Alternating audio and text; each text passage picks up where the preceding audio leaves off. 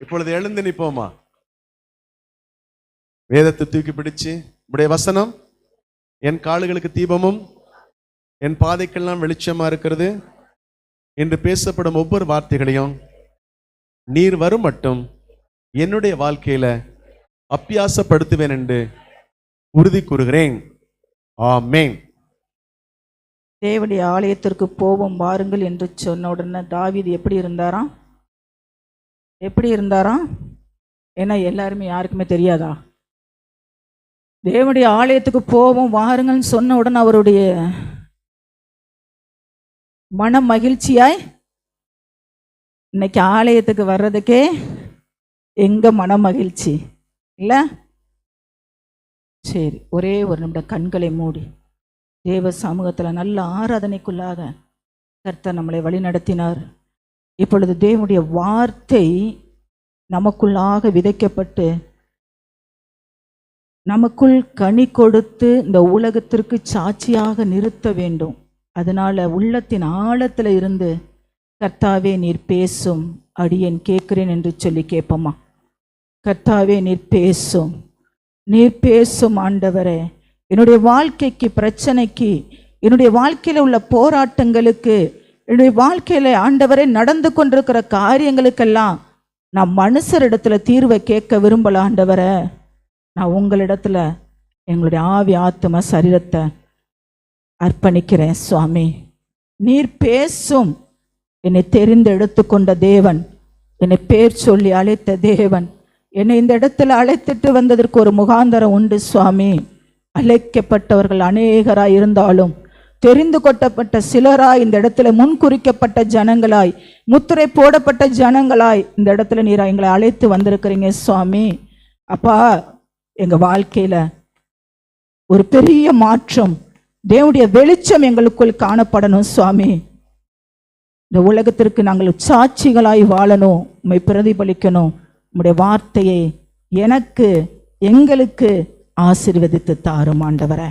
கேட்கும்படியாய் எங்களுடைய செவிகள், எங்களுடைய மனக்கண்கள் திறக்கப்படும்படியாய், விருத்த சேதனம் பண்ணப்படும்படியாய் இந்த வேளையில எரிந்து கொண்டிருக்கிற உம்முடைய பலிப்பிட தண்டையிலே எங்களுடைய ஆவிய, ஆத்மாவ, சரீரத்தை உம்முடைய பாதத்திலே சமர்ப்பிக்கிறோம் ஆண்டவரே. எங்களை ஆட்கொள்ளுங்க, அபிஷேகிங்க, வழிநடத்துங்க. இயேசுவின் நல்ல நாமத்தில் பிதாவே, ஆமேன். சிற்களாக நான் உங்களோடு கூட பேசி கொண்டிருக்கிற காரியம் எதுவென்றால், வேதம் அற்புதம் நடக்குது, அடையாளம் நடக்குது, சுகம் வேணும், விடுதலை வேணும், என்னுடைய பிரச்சனைக்கு ஒரு தீர்வு வேணும். இதெல்லாமே இந்த உலகத்துல உபத்திரங்கள் உண்டு. ஆனாலும் பலன்கொள், நான் உனக்குள் இருக்கிறேன். நீ இந்த உலகத்தை ஜெயிக்கணும்னா ஆண்டவர் யோவான்ல சொன்னது போல, நீ என்னிலும் என் வார்த்தை உன்னிலும் இருந்தால் மாற்றமே என்ன செய்ய முடியும்? நீ கேட்டுக்கொள்ளது எதுவோ அதெல்லாம் என்ன செய்யப்படும்? அருளப்படும் இருக்கும். ஆண்டவர் என்ன சொல்றாரு? கொடுப்பேன். ஆனா என் வார்த்தை உனக்குள்ள இருக்கணும். உலகத்தின் கவலைகளோ உலகத்தின் காரியங்களோ குறிச்சோ என்ன செய்யாத, கவலைப்படாத. இதை குறித்து நான் அழகா உங்களோடு கூட 2 தலைப்புல எடுத்துட்டேன். ஒன்றையும் குறித்து கவலைப்படாது இருங்கள் என்று சொல்லி 1 பேதுருவை சொன்ன தேவன், அதே இது எபிரேயர்ல 10ஆம் அதிகாரத்தில் சொல்றார், ரட்சிப்பை குறித்து மாத்திரம் என்ன செய்யுங்க? கவலைப்படுங்க. உங்களுக்கும் எனக்கும் ஒரு வஸ்திரம் கொடுக்கப்பட்டது, அது ரட்சிப்பின் வஸ்திரம். அழகா சகரியால இருக்கும். அந்த வாதங்களை வாசித்து பாருங்க. யோசுவாவுக்கு சொல்லுவாரு, நீ அழுக்கு வஸ்திரத்தோட வந்து நிக்கிற, உன் வஸ்திரத்தை களைத்து போட்டு என்ன செய்ய, உனக்கு ரட்சிப்பின் வஸ்திரத்தை தாரை உடுத்தி கொள்ளணும். நம்மளுடைய வாழ்க்கையிலும் இன்று வாசித்த சங்கீதம் 40 போல உளையான சேற்றுக்குள்ள, நாற்றத்துக்குள்ள சிக்கி தவித்து கொண்டிருந்த நம்மள ஆண்டவர் கரம் பிடித்து தூக்கி எடுத்தது மாத்திரமல்ல, அவரின் மேலே நம்மளை நிறுத்துகிறாராம். அதான் கண்மலை கிறிஸ்து. அவருக்குள்ளாக நம்மளை என்ன செய்கிறாராம்? நிறுத்துகிறவராய் இருக்கிறார். இன்னொன்னு அழகா சொல்றாரு, அதனால உங்களுக்கு இந்த உலக கவலைகள் வேண்டாம். அன்றன்று உள்ள தேவைகள் எல்லாம் சந்திக்கப்படும். அதை குறித்து நீ அண்ணாணிகளை போல ஆடி தேடி ஓடாத. உனக்கு ஒன்றே ஒன்று, உன்னை நீ பரிசுத்தத்தை காத்துக்கோ, ஒரு ரட்சிப்பின் வஸ்திரத்தை கரைபடியாமல் இந்த உலகத்திலே காத்துக்கொள். இதை குறித்து நான் உங்களோடு கூட பேசினேன். 2வதாக, தேவனால் எல்லாம் கூடும், கூடாது ஒன்றுமே இல்லை அப்படின்றதுனாலதான் பாவம் செய்தான் திரும்ப திரும்ப திரும்ப தேவனே என்னை மன்னியும் மன்னியும் அதனாலதான் அண்ணாணிகளிடத்துல போய் சொல்ல முடியல. ஏன்னா உன் ஆண்டவர் நீ எவ்வளவு பெரிய பாவம் செய்தாலும் நீ மன்னிச்சு ஏற்றுக்கொள்கிறவரா இருக்கிறாரு. அதனால இப்படியே பாவத்தை நீங்களே செஞ்சுட்டு போறீங்கன்னு இன்னைக்கு கிறிஸ்துவுக்குள்ளாக தான் நிறைய பாவங்கள் என்ன ஆயிடுச்சு, துணிகரமான பாவங்கள் பெருகிருச்சு. அதே இதுல ஆண்டவர் சொல்றாரு, எபிரேயர் புத்தகத்துல தான் நிறைய நான் வாசித்து கொண்டிருக்கிறேன். அதே இதுல சொல்றாரு, கூடாத காரியம் என்ன தெரியுமா, நீ ரட்சிப்பை இழந்துட்ட, கர்த்தர் கொடுத்த அந்த ரட்சிப்பின் வஸ்திரத்தை கரப்படுத்துறோம். ரெண்டாவது குமாரனுடைய ரத்தத்தை என்ன செய்யறோம், கரப்படுத்துறோம், பரிசுத்தமுள்ள ரத்தத்தை கரப்படுத்துறோம். ரெண்டாவது அவர் சிலுவையிலே அடைந்த குமாரனை நம் காலின் கீழாக போட்டு மிதிக்கிறோம். திரும்ப திரும்ப நம்ம பாவம் செய்யும் பொழுது அப்படியாக வேதம் சொல்லுகிறது. திரும்ப திரும்ப நம்ம என்ன செய்கிறோமா, அவரை சிலுவையிலே அடிக்கிறோம். அப்ப நான் ஒரு தவறு செய்யறேன்னா பரிசுத்தாவியானவர் உங்களுக்குள்ளும் எனக்குள்ள இருக்கிறார் என்றால் கண்டித்து உணர்த்துகிற ஆவியானவராய் இருக்கிறார். அதுல இருந்து உடனே நம்ம என்ன செய்யணும், எழுந்து கொண்டோம் என்றால் நாம் தப்பித்து விட்டோம் என்று அர்த்தம். அதுலேயே மூழ்கி கிடந்தோமானால் பிசாசுக்கு நாம் இடம் கொடுக்கிறோம் என்று அர்த்தம். நாம் யாருடைய அதிகமாய் செயல்படுகிறோம், மூவ் பண்ணுகிறோமோ அவங்களுடைய கிரியையை தான் நமக்குள்ளாக என்ன செய்யப்படும், ஆளுகை செய்ய ஆரம்பிக்கும். அதனாலதான் சொல்லுவார் ஒருத்தர் தலைவர், உன் நண்பனை சொல்லு, நான் உன்னை பத்தி சொல்லிடுறேன். ஏன்னா யாரிடத்துல நம்ம அதிகமாய் தொடர்பு வைத்திருக்கிறோம், யாருடைய காரியங்களை நம்ம அதிகமாய் பேசி கொண்டிருக்கிறோமோ அந்த செயல்பாடுகள் நமக்குள்ளாக கொஞ்சம் கொஞ்சமாக உள்ள வர ஆரம்பிக்குது. அதனால ஆண்டவர் சொல்றாரு, அது திரும்பவும் புதுப்பிக்க கூடாத காரியமா இருக்குது என்று சொல்லி நான் உங்களோடு கூட எடுத்து பேசி முடித்து விட்டேன். இந்த நாளில் அழகா சொல்றார், நீதிமொழியில் 29:1, அடிக்கடி கடிந்து கொள்ளப்பட்டும் தன் பிடரியை கடினப்படுத்துகிறவன் சகாயமின்றி சடிதில எந்த நிமிஷம் தெரியாது சொல்லிக்கொண்டே இருப்பாரு. சொல்லுவோம், இங்க பாரு, நீங்க போகாத, தாயின் தகப்பனும் பிள்ளைகளுக்கு நீ இதை செய்யாத, நீ இது பண்ணாத அப்படின்னு. ஆனா பிள்ளைங்களுக்கு எப்படி தோணும், எப்ப பார்த்தாலும் எந்த செய்யாத, சொல்லாத, கேட்காத, இதவே சொல்லிட்டு இருக்கிற. என்னைக்காவது ஒரு நாள் பிள்ளை போய் அதுக்குள்ள மாட்டிக்கிறோம் பாருங்க, அப்பதான் தெரியும். அப்பதான் தப்பி வைக்க கூடாத காரியங்கள் என்ன பண்ணுவது, அந்த பரிதாபம், அந்த தாயினுடைய தகப்பனுடைய ஏக்கத்தை கொண்டுதான் தகப்பன் நம்மேலே கிருபை பாராட்டுகிறார். சரியா, தாயும் தகப்பனையும் பிள்ளைகளுக்கு ரோல் மாடலாய் வைத்திருக்கிறார். சரிங்களா? அதனால அழகா இந்த நாள்ல தேவன் என்னோடு கூட பேசின வார்த்தை என்னை உருவாக்கி கொண்டிருக்கிறார் என்பது மாத்திரமே அதிகமா நான் நிச்சயமாய் நம்புகிறேன். ஏனென்றால் கர்த்தருடைய வருகை சமீபமாய் இருக்கிறது. உலகமும் உலகத்தில் நடக்கிற காரியங்களும் பயங்கர மோசமான காரியங்களாய் நடந்து கொண்டிருக்கிறது. சோதாம் குமாரத்தின் நாட்களை போல இந்த நாட்கள்ல தகப்பன் பிள்ளை இல்ல, தாய் மகன், மாமியார் மருமகன், ரொம்ப கொடுமையான செயல்கள் நடந்து இதெல்லாம் எதற்கு அடையாளமாக இருக்கிறது, தேவனுடைய வருகைக்கு அடையாளமாக. அதனால நமக்கு இந்த மாதம் தேவன் கொடுத்த வாக்குத்தத்தம் என்ன,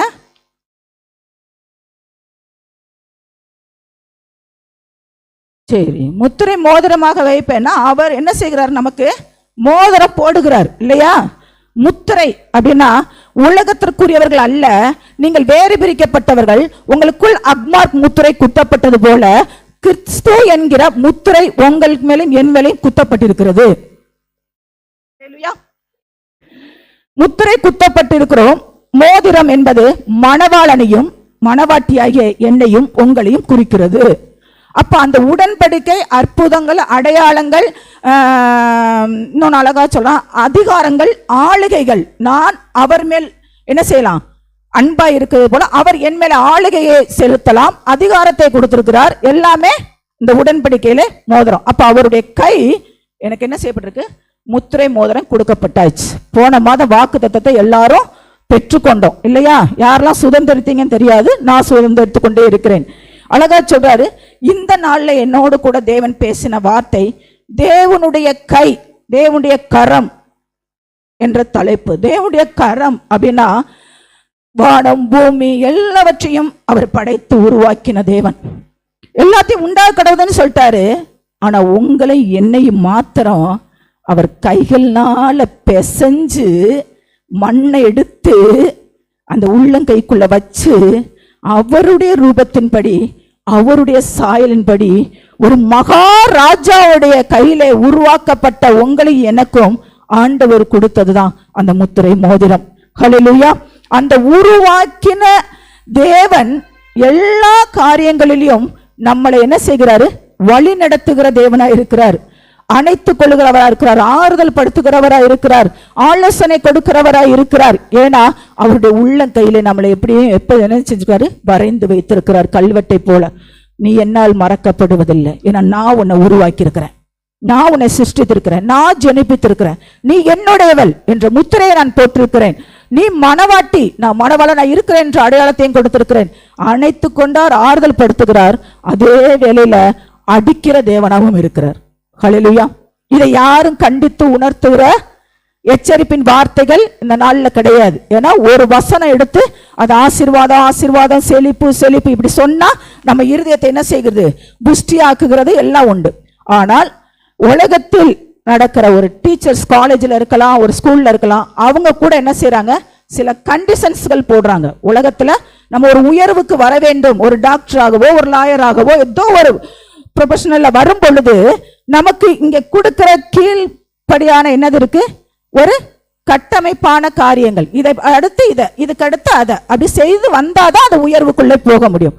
இந்த சாதாரணமா 70 வருஷம் வெள்ளத்தின் மிகுதி 80 வருஷம் வாழ போறதுக்கே இத்தனை சட்ட திட்டங்கள், இத்தனை கட்டமைப்புகள் உண்டு என்றால் பரம தேவனுக்குள்ளாக 1000 வருஷம் ஆச்சாச்சிலே நீங்களும் நானும் சேனைகளின் கர்த்தர் பரிசுத்தர் பரிசுத்தர் பரிசுத்தர் என்று அவருடைய பாதபடியில நின்று போற்ற போகிற உங்களுக்கும் எனக்கும் எவ்வளவு கண்டிஷன்ஸ்கள் உண்டு. அதை நாம் வாழ்க்கையிலே கடைபிடிக்கிறோமா?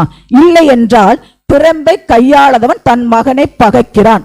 டீச்சர்ஸ் பிள்ளைங்களா அடிப்பாங்களா, அடிக்க மாட்டாங்களா தவறு செஞ்சா? ஆனா இன்னைக்கு பேரண்ட்ஸ் போய் என்ன சொல்லிட்டு வரோம், அடிக்க கூடாது,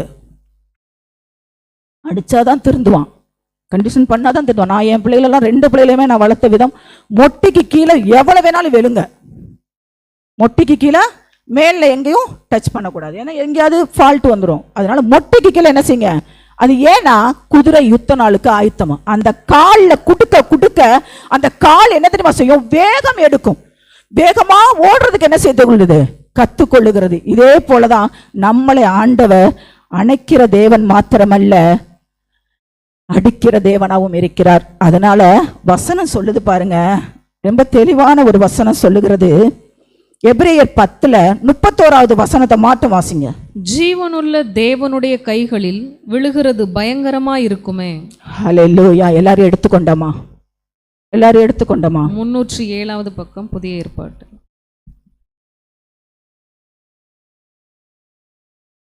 ரொம்ப முக்கியமான ஒரு காரியம்.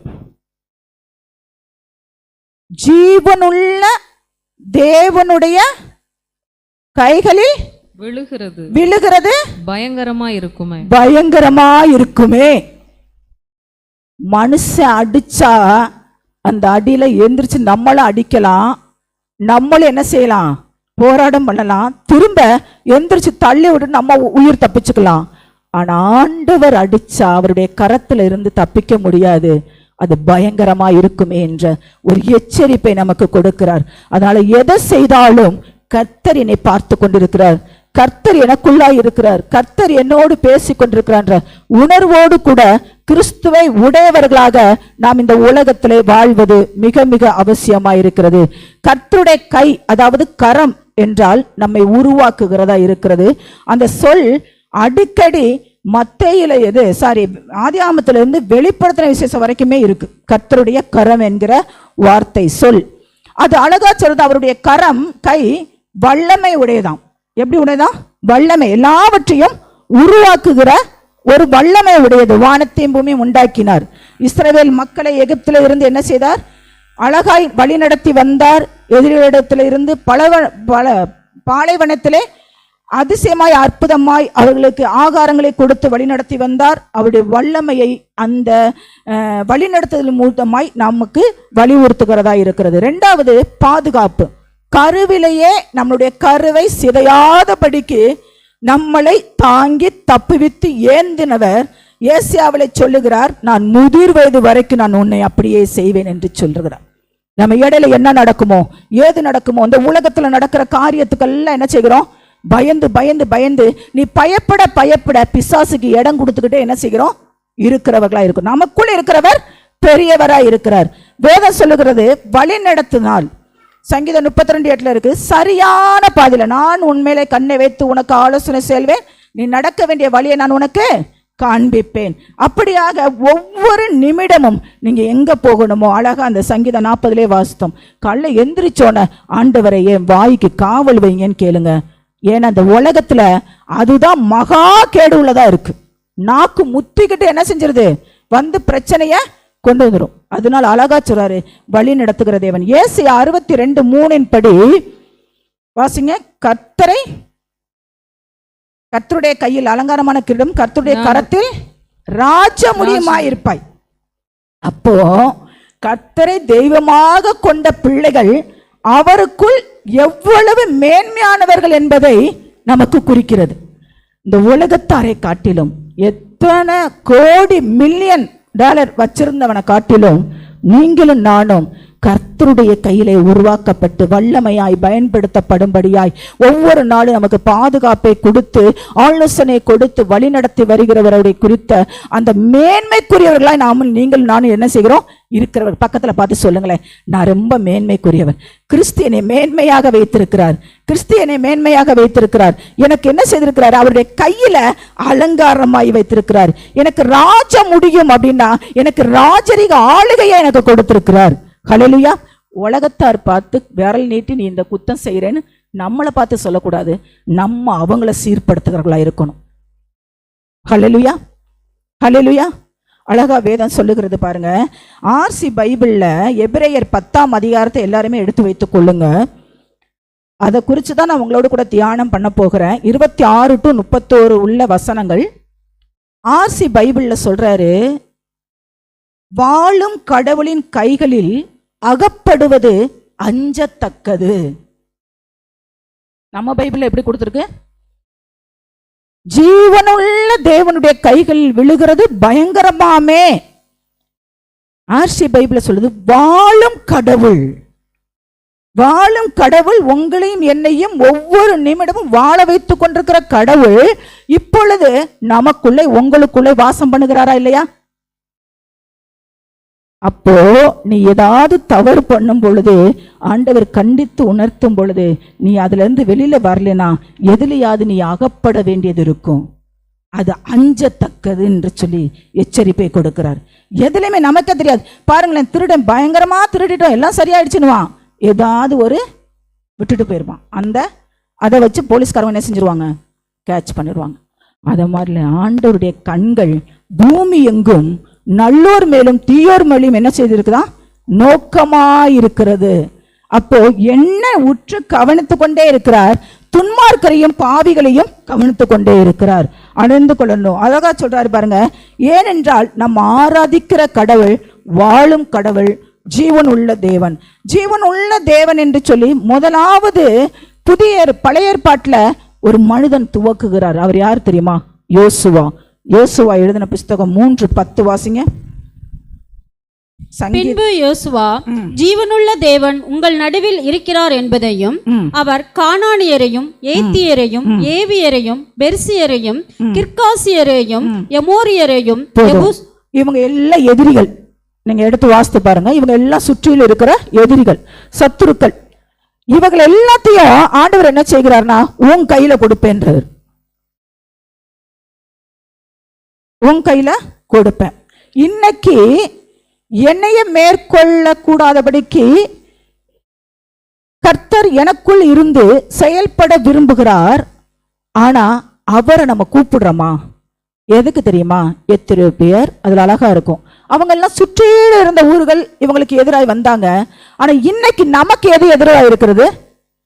நம்ம சிந்தை, நம்ம வாயின் வார்த்தை, நம்ம நடக்கை, நம்மளுடைய காரியங்களே நமக்கு எப்படி இருக்கிறது? பவுல் சொல்லுவான், நான் நல்லாதான் இருக்கணும்னு நினைக்கிறேன், ஆனா பாவம் என்ன செய்து இழுக்குது.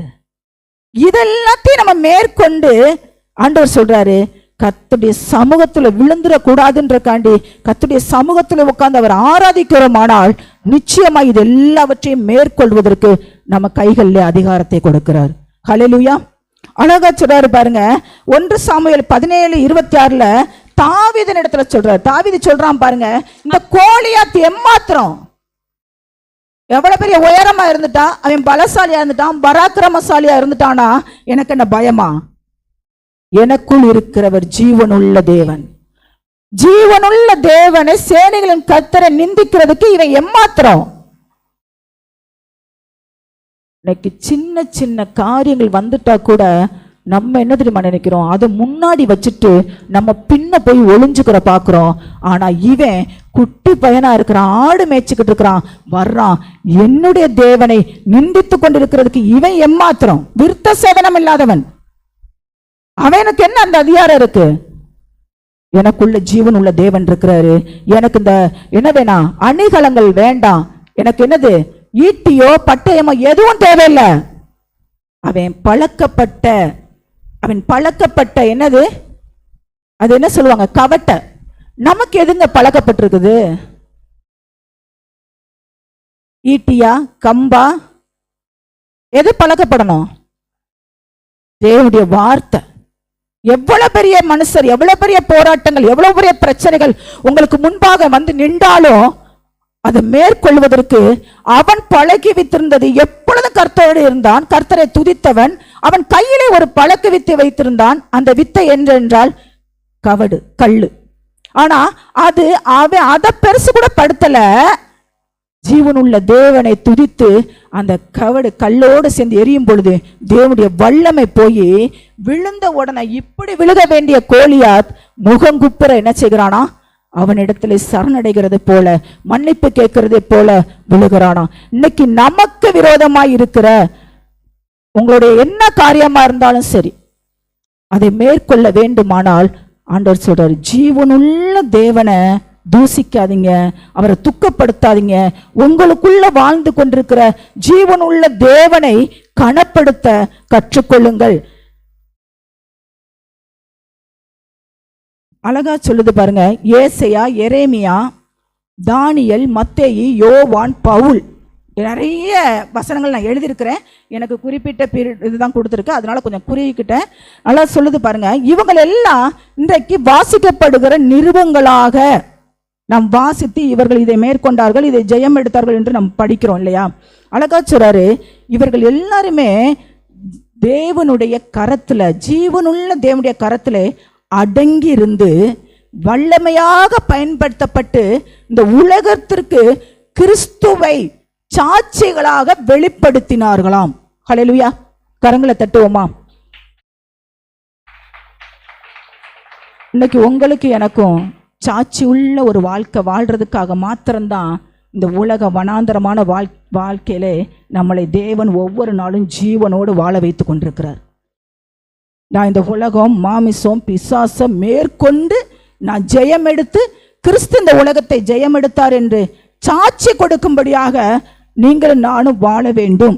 என்ன பாஸ்டர்மா நீங்க சொல்லும் போதெல்லாம் இது சொல்றீங்க, வர்ற பிரச்சனைகள் பயங்கரமா இருக்கு, எதையும் பேசுற மாதிரி இருக்கு, எதையும் சண்டை போடுற மாதிரி இருக்கு. ஆனாலும் கூட ஆண்டவர் எபிரேயர் 10ஆம் அதிகாரம் 29வது வசனம் என்ன சொல்லுகிறது என்று பாருங்களேன். எபிரேயர் 10:29.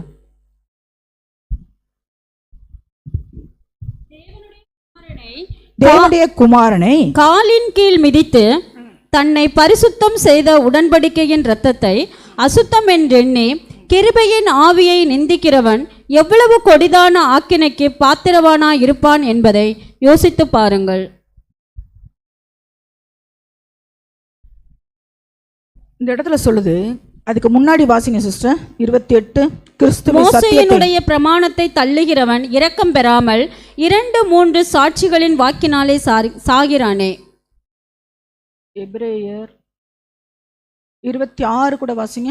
சத்தியத்தை அறியும் அறிவை அடைந்த பின்பு, சத்தியத்தை அறிந்த அறிவை அடைந்த பின்பு நாம் மனப்பூர்வமாய் பாவம் செய்கிறவர்களாயிருந்தால் பாவங்களின் மித்தம் செலுத்தத்தக்க வேறொரு பலி இனி இராமல் நியாய தீர்ப்பு வருமென்று பயத்தோடு எதிர்பார்க்குதலும் விரோதிகளை பட்சிக்கும் கோபாக்கினையுமே இருக்கும். மோசே எப்போதும் அந்த இடத்துல தேவன் அழகா 26ல சொல்றாரு, சத்தியத்தை அறிந்து அதனுடைய அறிவுல வளர்ந்து அற்புதத்தையும் அடையாளத்தையும் நம்மளுடைய வாழ்க்கையில அபியாசப்படுத்தி நம்ம நிறைய இடங்களை சாட்சி கொடுக்கும்படியாய் வாழ்ந்த நம்ம பின்மாற்றம் அடைகிறோம். வேதம் அழகா சொல்லுது, ஏற்றுக்கொண்டு சத்தியத்தை ஏற்றுக்கொண்டோம், சத்தியத்தை அறிந்திருக்கிறோம், வேதத்தை படிச்சிருக்கிறோம், அவர் எனக்குள்ளாக கிரியை செய்து கொண்டிருக்கிறார் என்பதை நான் ஆற்றலில் நின்று சாட்சி கொடுக்கிறேன். அப்படி இருந்தும் பாவம் என்னை உலகத்தில் இழுக்க பார்க்கிறது.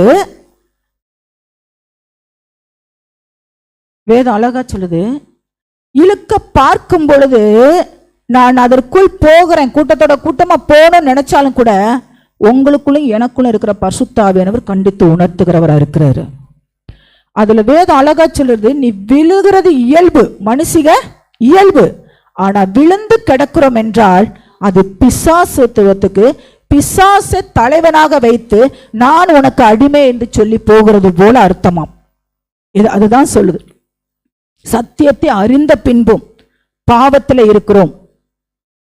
அப்படி என்றால் இந்த ஆலயம் தேவன் தங்குற ஆலயமா இருக்கிறது. இந்த சரீரம் யாருவா இருக்கு? தேவன் தங்குற ஆலயமாய் இருக்கிறது. இதுல நிறைய கண்டிஷன்ஸ் உண்டு, நிறைய. இதுல எல்லாவற்றையும் நாம் மேற்கொள்ள முடியும். கொலை செய்யாதிருப்பாயாக, இல்ல பொய் சொல்லாதிருப்பாயாக, விபச்சாரம் செய்யாதிருப்பாயாக, அதை கூட கணவன் மனைவி இணையணும்னு சொல்லி அதை கூட கொடுக்கப்பட்டாச்சு. ஆனா இதெல்லாம் உருவாக்கின சிருஷ்டித்த தேவனுக்கு எல்லாமே தெரியும். எது எப்படி அது என்ன செய்யும், ஆக்டிவ் ஆகுன்றத தெரியும். அதற்கு ஏற்றபடி ஆண்டவர் எல்லாமே இந்த பூமியில கொடுத்திருக்கிறார். அதை மீறி நான் துணிகரமாக பாவம் செய்கிறேன் என்றால் அந்த பாவத்திற்கு நிச்சயமாக கோபாக்கினின் தண்டனை வரும். கர்த்தருடைய கோபாக்கினின் தண்டனை வரும். நிறைய இன்னைக்கு மெசேஜ் போய்கிட்டு இருக்கு, நீ சிகரெட் குடிக்கிறியா, குடிச்சுக்கிட்டே இரு, கர்த்தர் உன்னை நிறுத்த சொல்லல. குடிக்கிறியா, குடிச்சுக்கிட்டே இரு, கர்த்தர் உன்னை நிறுத்த சொல்லல. ஆண்டவர் அப்படிதான் சொன்னார். எப்படி தெரியுமா சொன்னாரு? அசுத்தம் உள்ளவர்கள் இன்னும் அசுத்தமாய் கொண்டே போகட்டும், பரிசுத்தம் உள்ள நீயும் நான் என்ன செய்யணும்? பரிசுத்தமாய் கொண்டே இருக்கணும். அவருடைய ரத்தம் எனக்குள் கொடுக்கப்பட்டிருக்கிறது, அவருடைய மாமிசம் எனக்குள் இருக்கிறது, அவர் ஜீவனுள்ள தேவனா எனக்குள் இருக்கிறார் என்றால் நான் பாவத்திற்கு என்ன செய்ய மாட்டேன்? அடிபணிய மாட்டேன். அதை மீறி நான் ஏற்றுக்கொண்டிருக்கிறேன்னா வேதம் சொல்லுகிறது எத்தன்மை வாய்ந்தது. அது எந்த தன்மையோட இருக்குது என்று பார்த்தீங்கன்னா, குமாரனை காலின் கீழே மிதிக்கிறோம், அவருடைய ரத்தத்தை என்ன செய்கிறோம்? அசுத்தப்படுத்துகிறோம். ரட்சிப்பின் கிருபையினால் கிடைச்ச ரட்சிப்பை அதோடு நமக்குள் இருக்கிற பரிசுத்த ஆவியானவரை நாம் துக்கப்படுத்துகிறவர்களா இருக்கிறோம். மோசையின் பிரமாணம், பாவத்தில் விழுந்தவர்கள் உடனடியாக கொலை செய்யப்பட வேண்டும். மோசையின் பிரமாணம், பாவம் செய்யறேனா கொல்லப்பட வேண்டும், ஒன்று கல்லறியப்படணும், இல்லாட்டி நிறைய தண்டனைகள் உண்டு ரோமாட்சியில. உடனே என்ன செய்யப்பட வேண்டும்? கொலை செய்யப்பட வேண்டும். ஆனால் இந்த வசனம் கிருபையின் பிரமாணத்துக்கு எதிராக, கிருபையால் கொடுக்கப்பட்ட அந்த ரட்சிப்பின் தேவகுமாரனுடைய ரத்தத்தினால மீட்கப்பட்ட நீங்களும் நானும் அழகா சொல்லுது, பாவம் செய்தவர்கள் சந்திக்கும் ஆவிக்குரிய மரணத்தை அறிவிக்கிறதா இருக்கிறது.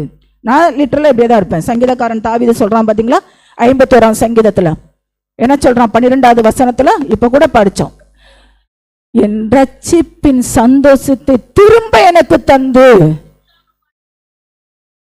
அப்போ ரட்சிக்கப்பட்ட அனுபவம் உங்களுக்குள்ள எனக்குள்ள இருந்துகிட்டே இருக்கும்.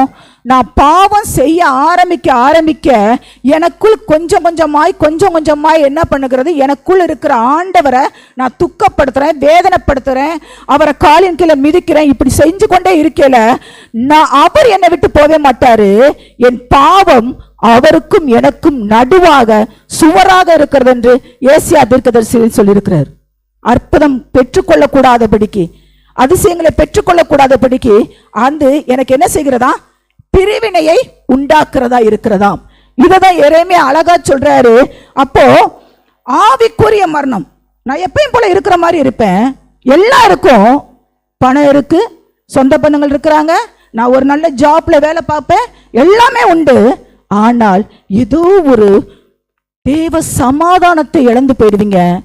ஏதோ ஒரு சமாதானம் இல்லாமனால என்ன பண்றோம் ஏது பண்றோன்ற ஒரு அங்கலாய்ப்பு, ஒரு குழப்பம் எப்பொழுதுமே உங்களுக்குள்ள என்ன செய்யும்? இருந்து கொண்டே இருக்கும்.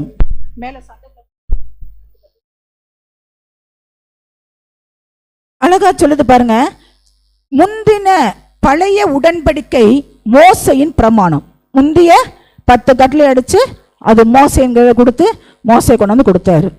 அது அந்த பிரமாணத்துல அழகா சொல்றாரு. 2வது தேவகுமாரன் பிந்தின புதிய உடன்படிக்கை தேவகுமாரனுக்கு சொந்தமானது. அப்ப அவருக்கு சொந்தமானதெல்லாம் உங்களுக்கு எனக்கு என்னது சொந்தமானது.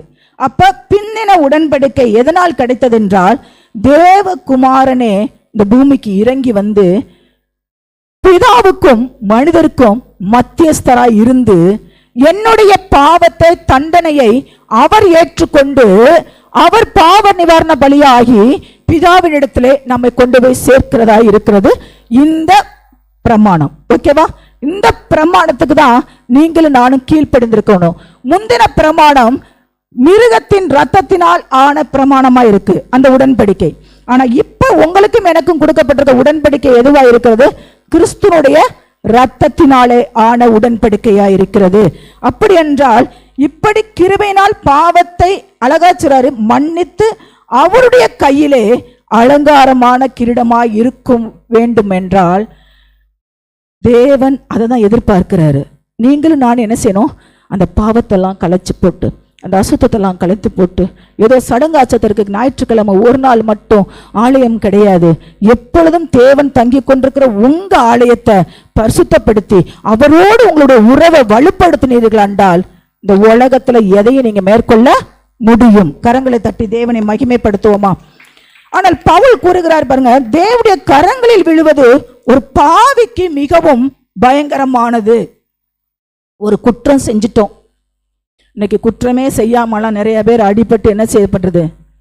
மரணத்துக்குள்ள போக வேண்டிய. ஏன்னா இங்க நீதி கிடையாது. இங்க என்ன கிடையாது? நீதி நியாயம் சரியான முறையில இல்லை. ஆனா என் கர்த்தர் நீதியில நியாயத்திலையும் பிரியப்படுகிற தேவன். அழகா சொல்றாரு பாருங்க, பவுல் சொல்லுகிறாரு, தேவனுடைய கரங்களில் விழுவது ஒரு பாவிக்கு பயங்கரமாமே. ஆமாம், அவர்கள் கொடிதான நித்திய ஆக்கணைக்கு என்னதான் இருக்கிறாங்களா? பாத்திரரா இருக்கிறார்கள். அவர்களுக்கு கர்த்தருடைய கையில் என்ன இருக்கிறது என்று பார்ப்போமா?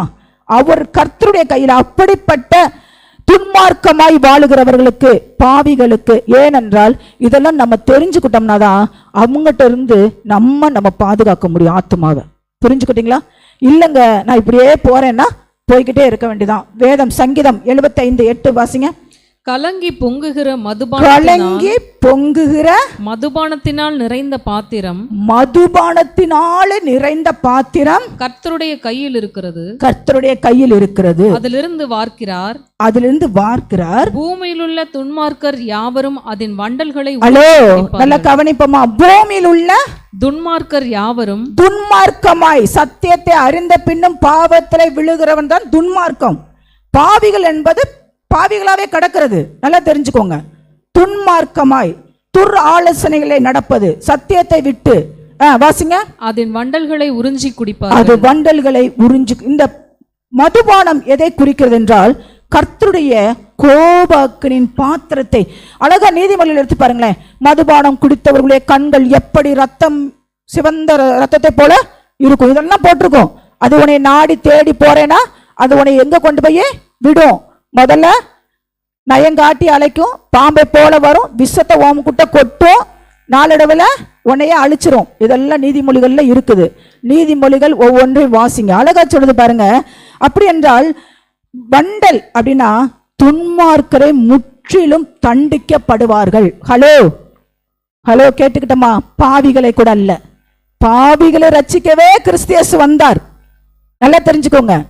ஒருத்தன் தெரியாம செய்யறான், பாவிகளா இருக்கிறான், பாவிகளை ரட்சிக்கவே கிறிஸ்து. ஆனா துன்மார்க்கம், துர் ஆலோசனை, உலகத்தின் ஆலோசனை, உலகத்தின் காரியங்கள்ல சிக்கிக்கிட்டு சத்தியத்தை அறிந்த பின்பும் பாவம் செய்கிறவளா இருக்கிறோமானால் அழகா வேதம் சொல்லுகிறது, வண்டல் என்பது துன்மார்க்கர்களை முற்றிலும் தண்டிக்கப்படுவார்கள். இதுதான் அந்த எபிரேயர் 10ஆம் அதிகாரத்துல 31வது வசனம் சொல்லுது, அவர் கைகளில் விழுகிறது பயங்கரமாமே. எப்பயுமே அப்பா அன்பா இருப்பவர் அணைத்துக் கொள்பவர், முத்தமிடுகிறவர், அவர் மார்பில சாய்ந்து கொள்ளுகிறோம். நம்ம துக்கமா இருக்கட்டும், கண்ணீரா இருக்கட்டும், துடைத்து விட்டு நம்மளை புதிய பாதையில நடத்தி கொண்டு போறவர் கையில ஒரு பெரம்ப கொடுத்து ஒரு அடி கொடுத்தோன்னு நம்ம என்ன ஆகுவோம்? ஐயோ, அப்பா எப்பவும் நல்லா இருப்பாரு, எப்பவும் அன்பா இருப்பாரு, இப்ப என்ன அடிச்சுட்டாரு. ஏன்னா நிறைய சத்தியங்கள் சொல்றது கிடையாது. உன்னை மன்னிப்பாரு, உன்னை மறுபடியும் ஏற்றுக்கொள்ளுவாரு, இப்படியே பூசி பூசியே கொண்டு போறாங்க. கிடையாது. கிறிஸ்துவை அறிந்து சத்தியத்தை ஏற்றுக்கொண்ட பின்பாடும் நம்ம நடந்து கொள்ற விதங்கள் சரியா இல்லை என்றால் தண்டிக்கப்படுகிறவர்களா இருக்கிறோம். அழகாச்சுறாரு பாருங்க, அவர்கள் அழுது புலம்பினாலும் அதனால் எந்த பிரயோஜனமும் இல்லையா. அழகா சொல்றது. அவர்கள் வசனம் 30 வாசிங்க. எபிரேயர் 10:30. அவர்கள் அழுது புலம்பினாலும் எந்த பிரயோஜனமும் இல்லை. எதை தெரியுமா குறிக்கிறது? நோவாவின் காலத்தை குறிக்கிறது. பழி வாங்குதல் எனக்குரியது, நானே பதில் செய்வேன் என்று கர்த்தர் சொல்லுகிறார் என்றும் கர்த்தர் தம்முடைய ஜனங்களை நியாயம் தீர்ப்பார் என்றும் சொன்னவர் இன்னார் என்று அறிவோம். கர்த்தர் தம்முடைய ஜனங்களை என்ன செய்வாரா? நியாயம் தீர்ப்பார். அதற்கு மாத்திரம் அஞ்சி ரட்சிப்பின் வஸ்திரத்தை கரபிடியாதபடி பார்த்து கொண்டு நம்ம விட்டுட்டோம்னா திரும்ப புதுப்பிக்கிறது கூடாத காரியம். அவர் கையில இருக்கிறோம். அலங்காரமான கிரீடமா இருக்க போறோமா, இல்ல அடி வாங்க போகிறோமா? நாமே அறிந்து கொள்வோம். அழகா சொல்றாரு பாருங்க, மனம் திரும்பி ரட்சிக்கப்பட்ட பின் வாங்கி போகக்கூடாது. அழகா சொல்றது பாருங்க, எசேக்கியேல் 8:18 வாசிங்களேன். ஆகையால் நானும் உக்கிரத்தோட காரியத்தை நடத்துவேன், என் கண் தப்ப விடுவதில்லை, நான் இறங்குவதில்லை. அவர்கள் மகா சத்தமாய் என் செவிகள் கேட்க கூப்பிட்டாலும், என் செவிகள் கேட்க அவர்கள் கத்தினாலும் கதறினாலும் அவர்களுக்கு நான் செவி கொடுப்பதில்லை என்றார். 17 வாசிங்க, அதுக்கு மேல இருக்க வசனத்தை. அப்பொழுது அவர் என்னை நோக்கி, மனுபுத்திரனே, இதை கண்டாயா? இங்கே யூதா வம்சத்தார் செய்கிற அருவருப்புகள் அற்பமான காரியமா? அவர்கள் தேசத்தை கொடுமையினால் நிரப்பி என்னை அடிக்கடி கோபமூட்டுகிறார்கள். இதோ அவர்கள் திராட்சை கிளையை தங்கள் நாசிக்கு நேராக பிடிக்கிறார்கள். இதில் அழகான உள்ள வேத வல்லுநர்கள் அழகான கருத்துக்களை கொடுத்திருக்கிறாங்க.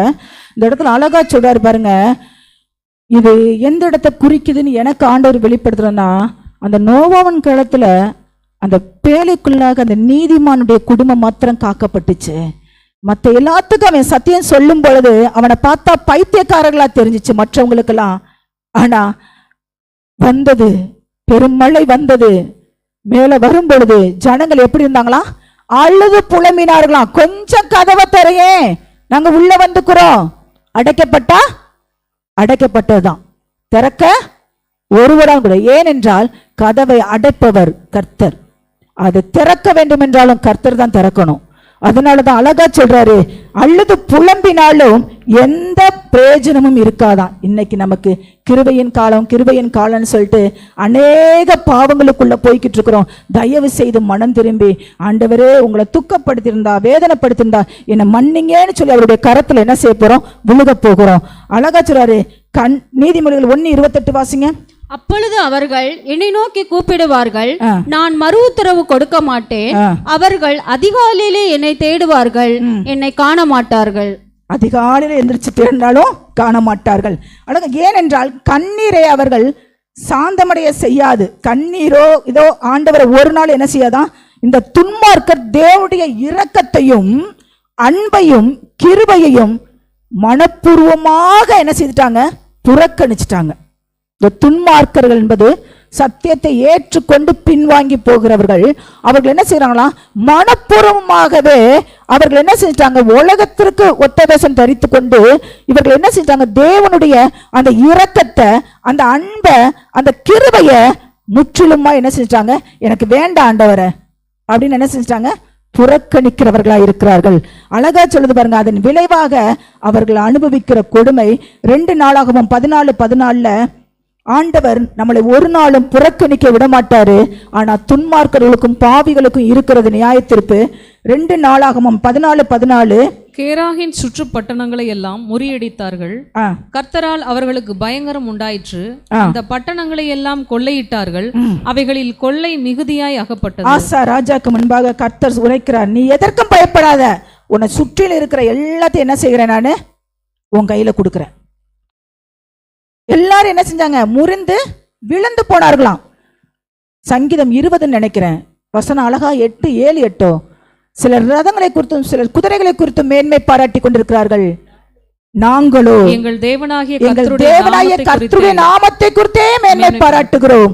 அவர்கள் முறிந்து விழுந்தார்கள், நாங்கள் எழுந்து நிமிர்ந்து நிற்கிறோம். ஆமென். கரங்களை தட்டி தேவனை மகிமைப்படுத்துவோமா? மீகா எழுதின புஸ்தகம் 5:15. வசனத்துக்கு செவி கொடாதபடி, வார்த்தைக்கு, தேவனுடைய வார்த்தைக்கு, வசனத்துக்கு செவி கொடாதபடி புறஜாதிகளிலே கோபத்தோடும் உக்கிரத்தோடும் நீதியை சரிகட்டுவேன் என்றார். தேவனுடைய வார்த்தைய கிடைக்காத நாட்கள் வரும். இப்ப கிடைக்கும் பொழுதே அத எரேமியா சொன்னது போல நான் உட்கொண்டேன் என்று சொல்லி அதை உங்களுடைய இருதயத்திலே ஸ்டோர் பண்ணி வைத்துக் கொள்ளுங்க. ஏன்னா செவி கொடாத பிரஜாதிகள், தேவனுடைய வார்த்தைக்கு செவி கொடாத பிரஜாதி இடத்துல இன்னைக்கு கோபம் இந்த பூமியை நடத்தி கொண்டிருக்குது. நம்ம கண்களால பார்த்து கொண்டிருக்கிறோம் எங்கெங்க என்னென்ன நடந்து கொண்டிருக்கிறது என்பது. இதெல்லாம் ஒரு எச்சரிப்பு. ஆனாலும் யாத்திராகமம் 14:14 சொல்றாரு, கர்த்தர் உனக்காக நான் ஒரு யுத்தம் பண்ணுவேன். உனக்காக நான் என்ன செய்வேன்? யுத்தம் பண்ணுவேன். நீ எனக்குள்ள இருந்தனா நீ யுத்தம் பண்ணவே வேண்டாம், நீ அமர்ந்திருந்து நானே தேவன் என்று அறிந்து கொள்வாய். நான் உனக்குள்ள இருந்து என்ன செய்வேன்? பெரிய யுத்தத்தை நான் செய்து முடிப்பேன். அழகா சொல்றாரு பாருங்க. உலகத்தின் கடைசி நாட்கள்ல 5ஆம் முத்திரை உடைக்கப்படுமாம். வெளிப்படுத்தின விசேஷம் 6ஆம் அதிகாரம் 15-17. பூமியின் ராஜாக்களும் பெரியோர்களும் ஐஸ்வர்யவான்களும் சேனை தலைவர்களும் பலவான்களும் அடிமைகள் யாவரும் சுயாதீனர் யாவரும் பர்வதங்களின் குகைகளிலும் கண்மலைகளிலும் ஒளிந்து கொண்டு பர்வதங்களையும் கண்மலைகளையும் நோக்கி நீங்கள் எங்கள் மேல் விழுந்து சிங்காசனத்தின் மேல் வீற்றிருக்கிறவருடைய முகத்திற்கும் ஆட்டுக்குட்டியானவருடைய கோபத்திற்கும் எங்களை மறைத்துக் கொள்ளுங்கள். எங்கெங்க போய் ஒளிய வேண்டிய நிலைமையெல்லாம் வருதுன்னு பாருங்க. அந்த வசனங்கள்லாம் எடுத்து குறிச்சு வச்சுக்கொள்ளுங்க, டைம் இல்ல. ஓசியா 10ஆம் அதிகாரம் 8வது வசனம் வாசிங்க. இஸ்ரவேலுடைய பாவமாகிய ஆபேலின் மேடைகள் அழிக்கப்படும். இஸ்ரவேலினுடைய உலகத்தார சொல்ல கர்த்தர் ஆசீர்வதிக்க வேண்டுமே என்று பிரியப்பட்ட ஒரு ஜனம், இஸ்ரவேலை ஆசீர்வதிப்பதே கர்த்தருக்கு பிரியம் என்று சொன்ன ஜனம். வாசிங்க. இஸ்ரவேலுடைய பாவமாகிய ஆபேலின் மேடைகள் அழிக்கப்படும். முட்செடிகளும் முட்பூண்டுகளும் அவர்கள் பலிபீடங்களின் மேல் முளைக்கும். பர்வதங்களை பார்த்து எங்களை மூடுங்கள் என்றும் குன்றுகளை பார்த்து எங்கள் மேல் விழுங்கள் என்றும் சொல்வார்கள். இஸ்ரவேலே, நீ கிபியாவின் நாட்கள் முதல் பாவம் செய்து வந்தாய். கிபியாவிலே அக்கிரம போதும் சிஸ்டர், அது எல்லாத்தையுமே குறிச்சு வச்சுக்கொள்ளுங்க. யாத்திராகமம் 15ஆம் அதிகாரம் 16-17 வாங்க. பயமும் திகிலும் அவர்கள் மேல் விழும். கர்த்தாவே உமது ஜனங்கள் கடந்து போகும் வரையும் நீர் மீட்ட ஜனங்களே கடந்து போகும் வரையும் அவர்கள் உம்முடைய புயத்தின் மகத்துவத்தினால் கல்லை போல அசைவற்று இருப்பார்கள்.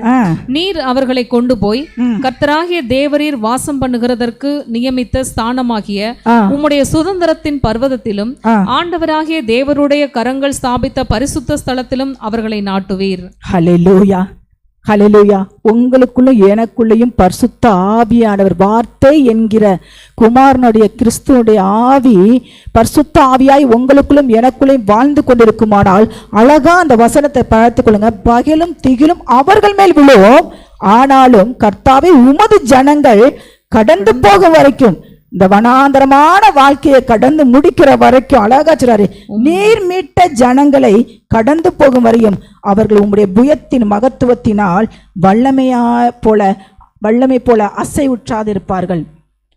அழகா சொல்றாரு பெட்மான் சையன், அழகா சொல்லுவாரு, நீர் அவர்களை கொண்டு போய் கர்த்தராகிய தேவரீர் வாசம் பண்ணுகிறதற்கு நியமித்த ஸ்தானமாகிய உம்முடைய சுதந்திரத்தின் பர்வதத்திலும் ஆண்டவராகிய தேவனுடைய கரங்களில் ஸ்தாபித்த பரிசுத்த ஸ்தலத்திலும் அவர்களை என்ன செய்வாரா? நாட்டுவாராம். தானியேல் எழுதின புஸ்தகத்துல பாத்தீங்கன்னா, பெல்சாத்சர் என்ற பாபிலோனிய ராஜா எருசலேம் தேவாலயத்திலிருந்து நேபுகாத் நேச்சர், அதாவது ராஜாவுடைய தாத்தா தான், பாட்டனார் தான் யாரு? நேபுகாத் நேச்சர். அவருமே சொல்லுவார், நான் கட்டின பாபிலோன் அல்லவா, நான் கட்டின மகாபெரிய அடிச்சு தள்ளிடுவார் ஆண்டவர். பெருமைக்கு இந்த இடத்துல இடம் இல்லை. அதே போல அவன் பேரம் பண்றான். அந்த இடத்துல பாட்டனார் கொண்டு வந்த பொற்பாதங்கள் எல்லாத்தையும், அந்த ஆலயத்துல இருந்த அந்த பாத்திரங்கள் எல்லாத்தையும் கொண்டு வந்து வச்சிருந்தப்ப தேவனுடைய பொற்பாத்திரங்கள். இன்னைக்கு தேவனுடைய பொற்பாத்திரங்களும் அன்னைக்கு அதை பேசப்பட்டிருக்கலாம். இன்னைக்கு நீங்களும் நானும் தான் தேவனுடைய பொற்பாத்திரங்கள். அழகா சொல்லுது பாருங்க, அதை பரிசுத்த குலச்சான காரியங்களுக்கு பயன்படுத்தினான். என்ன தெரியுமா செஞ்சான்? விருந்து ஆயத்த பண்ணி நானும் தம் மனைவி மறுமணவாட்டி எல்லாரும் அந்த பரிசுத்த பொற்களத்திலிருந்து தேவனுடைய ஆலயத்திலிருந்து வந்த அந்த பொற்பாத்திரங்களை மதுபானத்தை ஊற்றி குடித்து வெறித்தார்களாம். இதை நீங்க நீதிகள் தானியேல் 5ஆம் அதிகாரம், தானியேல் 5ஆம் அதிகாரம் முழுவதுமாக நீங்க வீட்டில் போய் வாசித்து பாருங்க, உங்களுக்கு நல்லா புரியும். அதை எழுதி வச்சுக்கொள்ளுங்க. தேவனுடைய கையில் விழுந்துகிறான். அவர் கை 24-28 என்ன சொல்லுகிறதுன்னு பாருங்களேன். தானியேல் 5ஆம் அதிகாரம் 24-28. அப்பொழுது அந்த கையுறுப்பு உண்டாகிறது, அவரால் அனுப்பப்பட்டு இந்த எழுத்து எழுதப்பட்டது. அந்த எழுத்து எழுதப்பட்ட எழுத்து என்னவென்றால் மெனே மெனே தெக்கேல் உபார்சின் என்பதே இந்த வசனத்தின் அர்த்தமாவது, மெனே என்பதற்கு தேவன் உன் ராஜ்யத்தை மண்டியிட்டு அதற்கு முடிவுண்டாக்கினார். அல்லேலூயா. இந்த இடத்துல என்ன தெரியுமா சொல்றாரு? அந்த பொற்பாதங்களை எடுத்துட்டு வந்து நீ அசுத்தப்படுத்தினபடினாலே அந்த இடத்துல என்ன தெரியுமா சொல்றாரு? தேவன் உன் ராஜ்யத்தை மண்டியிட்டு அதற்கு முடிவு உண்டாக்கினார். இன்னைக்கு இந்த சரீரம் பொற்சரீரமா இருக்கிற தேவன் தங்குற ஆலயமா இருக்கிற இந்த சரீரத்தை நாம் அசுத்தப்படுத்தினோம் என்றால் ஆண்டவர் சொல்றாரு அதுக்கு முடிவு உண்டாக்குவாராம். 2வது வாசிங்க. தெக்கேல் என்பதற்கு நீ தராசிலே நிறுக்கப்பட்டு குறையாய் காணப்பட்டாய் என்றும் பெரேஸ் என்பதற்கு உன் ராஜ்யம் பிரிக்கப்பட்டு மேதியருக்கும் பெர்ஷியருக்கும் கொடுக்கப்பட்டது என்றும் அர்த்தமாம் என்றான். ஹல்லேலூயா. இதெல்லாம் நீங்க எடுத்து வாசித்து பாருங்க. உன் ராஜ்ய பாரத்தை பிடுங்குவேன், உனக்கு முடிவு உண்டாக்குவேன். அழகா சொல்லிட்டாரு. ஒண்ணுல நான் குறைய பார்க்கிறேன். அழகா சொல்றாரு. அடுத்து உன்னைய எதிரிகளுடைய கையில ஒப்பு கொடுப்பேன். அப்போ இன்னைக்கு தேவன் தங்குகிற ஆலயமா இருக்கிற நீங்களும் நானும் எப்படி வாழ வேண்டும்? விசுவாசிகளாகிய நாமோ ஒருபோதும் ஜீவனுள்ள தேவனுடைய கைகளிலே விழப்போகிறது இல்லை. பக்கத்துல பார்த்து சொல்லுங்க, ஏசப்பா என்னோடு இருக்கிறார். இன்னைக்கு என்னை கண்டித்து உணர்த்திருக்கிறார். தேவன் தங்குகிற ஆலயம், இந்த ஆலயம் நான் அசுத்தப்படுத்தியிருக்கிறேன். நிறைய காரியங்கள்ல என்னை அறிந்தோ அறியாமலையோ இந்த உலகத்தின் கரைகள் என்னை என்ன செய்திருக்குது? அப்பிக்கொண்டிருக்கிறது. நம்ம எப்படி ஒவ்வொரு நாளும் நம்ம குளிச்சு நம்ம புத்துடைய உடுத்தி நம்ம சுத்திகரிக்கிறோமோ அதே போல அனுதினமும் ஆத்துமாவை சுத்திகரிக்க வேண்டுமாம். தேவ வாசனத்தினாலே தேவனோடு கூட ஒப்புரவாகி அழகா சொல்றாரு நம்ம விழாது இருக்க வேண்டுமானால் கர்த்தருடைய ஆவியானவரை துக்கப்படுத்தாதபடிக்கு அவரோடு கூட பேசுகிற அனுபவத்தை வெற்றிக் கொள்ளுங்க. ஏனென்றால் ஆண்டவராகிய இயேசு கிறிஸ்து குமாரனாய் இந்த உலகத்திற்கு வந்து 2 கைகளையும் விரிக்கப்பட்டு ஆணிகளால் கடாவுகளால் அந்த கல்வாரி சிலுவையிலே உங்களுக்காக எனக்காக அவருடைய கைகளிலே ஆணி கடவப்பட்டது. எல்லாம் தெரிஞ்சுக்கோங்க. என் கையை தூக்கி எடுத்தவர் உளையான சேற்றிருந்து என் கைக்கு என் விரல்களுக்கு மோதிரம் போட்ட தேவன். ஆனா திரும்ப திரும்ப நம்ம பாவம் செய்கிறோம் என்றால் அவர் என்ன செய்கிறோம்? ஆணிகளை மறுபடியும் அடித்து கொண்டிருக்கிறோம். நமக்காக கிறிஸ்து நம் பிதாவிடத்தில் பரிந்து பேசுகிறவராய் இருக்கிறார். இந்த நாள்ல ஒரு மனம் திரும்புதல் உண்டாகட்டும். முற்றிலுமாய் தேவ சமூகத்தில் அமருகிற ஒரு அனுபவம் உங்களுக்குள் கடந்து வரட்டும். ஏனென்றால் அப்பொழுதுதான் சொல்லுகிறார் ரோமர் 8:26 அன்றியும் அவருடைய தீர்மானத்தின்படி அழைக்கப்பட்டிருக்கிறார். அவரிடத்தில் அன்பு கூறுகளுக்கு சகலமும் எப்படி இருக்குமா? நன்மைக்கு எதுவாய் நடத்துகிற தேவனாம். யோவான் 10:28 இயேசு கூறுகிறார். வாசிங்க. நான் அவைகளுக்கு நித்திய ஜீவனை கொடுக்கிறேன், அவைகள் ஒரு காலம் கெட்டு போவதில்லை, ஒருவனும் அவைகளை என் கையிலிருந்து பறித்துக் கொள்வதும் இல்லை. கைக்குள்ள அடங்கி இருக்க பாருங்க. 1 பேதுரு 5 சொன்னது போல ஏற்றவரை நான் உன்னை உயர்த்தும்படிக்கு பலத்த கரங்களுக்குள்ள அடங்கிருங்க. அவர் கைகளிலிருந்து ஒருவனும் உங்களை பறித்து கொள்ள முடியாது.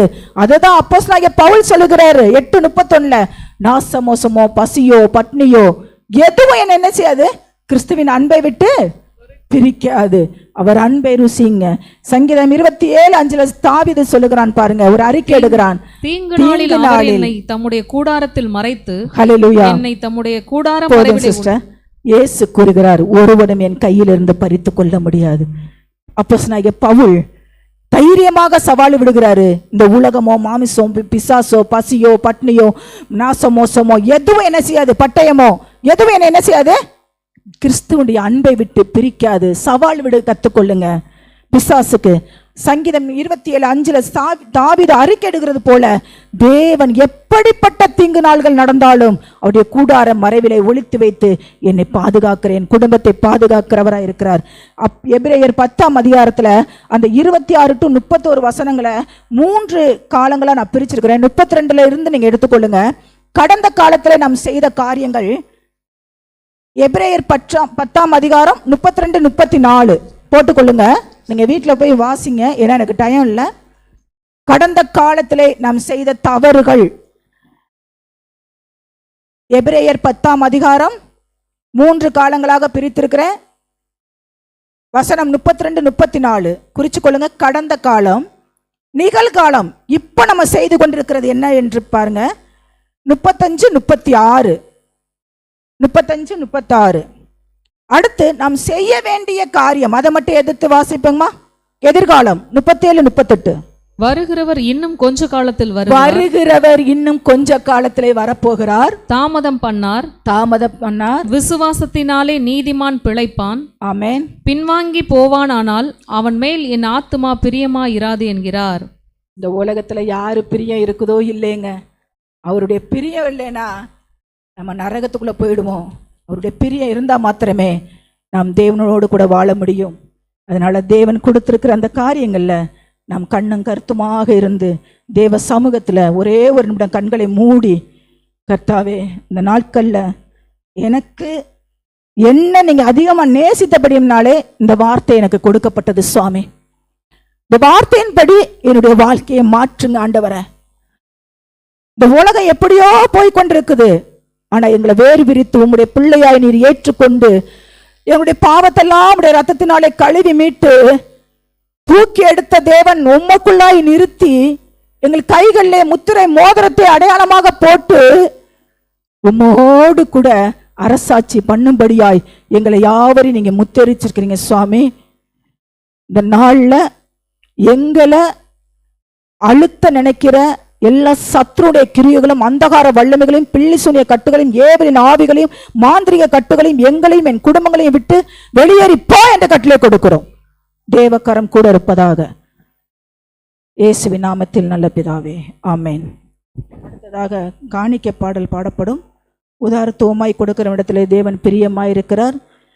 இது கடமைக்காக அல்ல, சடங்காச்சத்திற்காக அல்ல, இது ஒரு ஆராதனை என்று வேதம் சொல்லுகிறது. கொடுத்தல் என்பது ஒரு ஆராதனை.